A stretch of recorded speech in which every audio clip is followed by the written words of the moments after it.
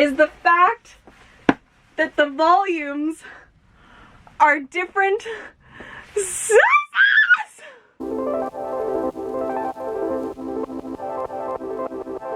What's up, my nerds of the internet, and welcome back to my channel.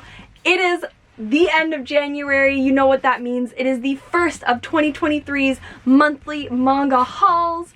We have collected 40 volumes in January. Can I get a little round of applause? Yay! That's on the lower side for me, and I am proud, especially considering all the catching up I've had to do from since I dropped off the face of the earth in August last year to now. So I've really held myself back.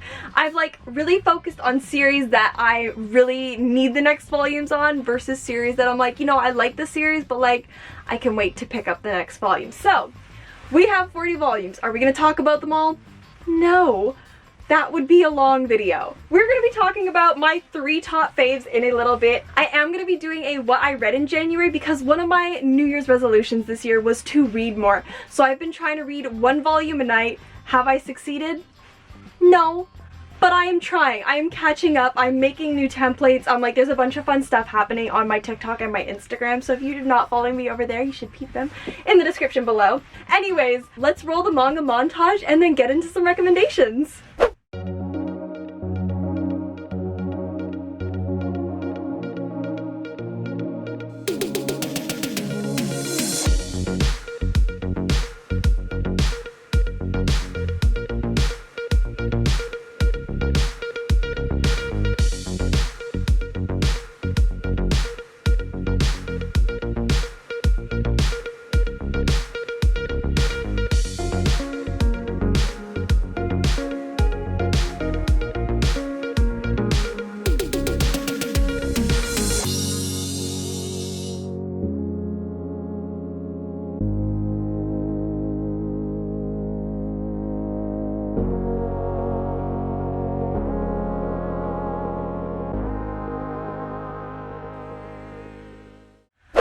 So I hope you guys enjoyed that, and as always I have some recommendations, and I want to say these were my tops, but I'm y'all, I read so many new series came out this January that were so good, so narrowing it down to just 3 recommendations was really hard, but we did, and it's happening. So for those of you who follow me on Instagram, TikTok, even here, you know I'm a romance person. So we are first gonna talk about In the Clear Moonlit Dusk. Y'all, I love this series. I was gonna call it book, but I love this series. I'm so excited for volume 3. I really hate when authors and publishing companies, they'll release volume 1 and we're oh my gosh, I loved it so much, and then they release volume 2 just a little bit later, maybe a month and a half later, and then the next volume for the series is now you have to wait till July. Why you do that to me? I want it now! Oh my gosh. But anyways, In the Clear Moonlight Dusk is basically, we have our main heroine who's a prince, but she's a girl, but she's considered one of the prince because she's stunning, she's gorgeous, she's tall, she's kind, a very charming girl. And then we have the other prince who, I guess he was deemed a prince because he's the rich kid and he's handsome, so there's that. They bump into each other. I think, yeah, if my memory recalls correctly, I've read a decent amount in January, and it's all romance, so it's all blah, blah, blah. He's 1 year above, and he just falls head over heels for her. He's she's gorgeous. I want to be around her. Why does no one else want to just stare at her all the time? I also really like the fact that our main heroine is short-haired, which seems a really random thing to but I don't read a lot of romances with girls who have short hair. I mean, the only one that I can think of off the top of my head, which is another gem, is Run High School Host Club. And if you've seen it or watched the anime, our main heroine, she had short hair. And it's just something I really like. I like the diversity. I also love, the comedic panels where it's just it drops, the detail just drops, and they're what? It's just so good. I can't wait for volume 3. I could literally gush about this series forever. One thing though that apparently the manga community is pissed about this series, not the plot, not the story, not the author, is that the fact, I did get volume 2 this month as well, where is it? There it is the fact that the volumes are different sizes! Oh my gosh. Okay, Kodansha, please print them equal sizes. It like has triggered so many people's OCD, so I'm like, really good series, but just letting you know that on your shelf it's gonna be just a little bit shorter. Next up, we're gonna talk about Yakuza Fiance.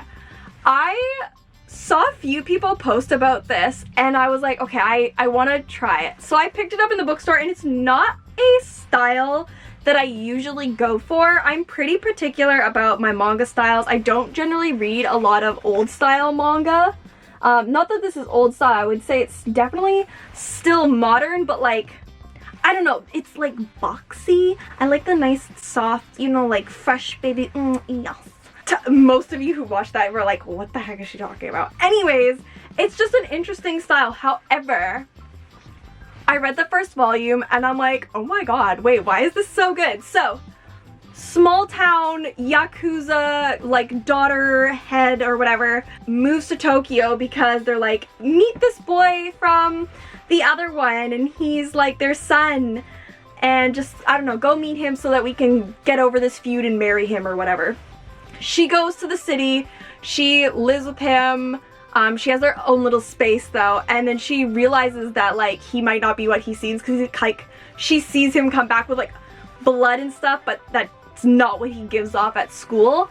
And then it turns out he's like a big ding dong, and he's like, what's the one that like likes to be beat or whatever? Is it masochist or sadist? He's like really weird. But basically, like, unless she treats him like shit, he's like not interested. He's like, why are you so soft? You're like too easy. And then he's like, why don't you go make yourself useful and like sell your body or something? Like, we need money. And okay, this is spoilers, but like, it's so funny. She literally is like, fine. And I was like, oh my gosh, that was the end of the chapter. And then the next chapter, she like comes back and like slaps a bag on his desk, and she's like, this is like 4 million whatever. I sold a kidney, so now I'm on a low sodium diet forever. And he's like, oh my god, I love you. It's so good, y'all. It is so freaking good. I literally cannot. It is so freaking funny. And like, it's so good. You need to read it. You need to read it. Let's talk about it. Come talk to me about it on my Instagram. Like, I love it. And last but not least, we're going to talk about In the Land of Leadale, or Leadale. Dale. I think it's Dale. Anyways, I found out that apparently this manga has a anime series that apparently isn't super popular, but I want to talk about the manga. Like, frick the anime, I'll go watch that another time. The manga though, I have been really getting into isekais recently. I'm like, you die in a plane crash, you get zapped to another world, I'm there. I'm about that, which is kind of sad. Like, rip their life, but like, now they get to live in a dope, cool, magical world, so like, that's awesome. Girl, I think, speaking of plane crash, I think her whole family was in a plane crash. She was the only one alive. She was on life support, kind of like Sword Art Online had a like video game VR set. This is her character. Anyways, so she wakes up as her character one day, and she like can feel, like, it doesn't feel like a video game where if like a character touched you, you can't feel that, or at least not with the technology technically we have today and what they're portraying in the book. But she could feel it. She could feel the pinch, she could feel the breath, she could feel the warmth of the area. And then eventually it goes on and she realizes that it's been 200 years since she last logged in. A lot has changed in the video game world, but now she is like living here, and that's where she exists, and that's the tea. And but all like the non-player characters, like, oh my gosh, there's like so much to dive into about this book. She meets nice villagers, she's going on a quest, she has like children because apparently the game people, when she was like still alive in the human realm and when it was a video game, were like buying people's sub-characters to make them non-player characters. So she has children that look a lot older. So right now she's in the city and she's found her children and she's living her best life. The only thing is she is like super OP. Apparently no one knows magic anymore and she's like one of the only magic users. And it is freaking hilarious because they're all like, oh my god, the witch lives in the tower, and she's just like, I'm the witch. It's so good. I am so obsessed with it.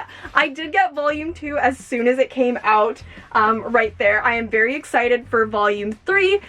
Here's the part where they were talking about the subs. So yeah, she's just like, I don't know, call them my children. Y'all, it is so good. This is such a good isekai. If you like isekais, it's funny. It's got its sense of adventure. We are ready and rocking and rolling to go on. It sounds like right now she's gonna be searching for the towers because people that mastered all the spells when it was a game got like skill master set or whatever, and because all those people have technically died if it's 200 later, she's gonna go and make sure all the towers are okay, and then I guess we'll see where it goes from there. But I am very excited about this series. It is so good. Go read it if you like isekais. Alright my nerds, well that is it for this video. What is a manga that you've purchased recently that you are in love with? Leave that in the comments and let's talk about it. But that is all I have. I love you guys a lot and I will see you in the next one. Bye!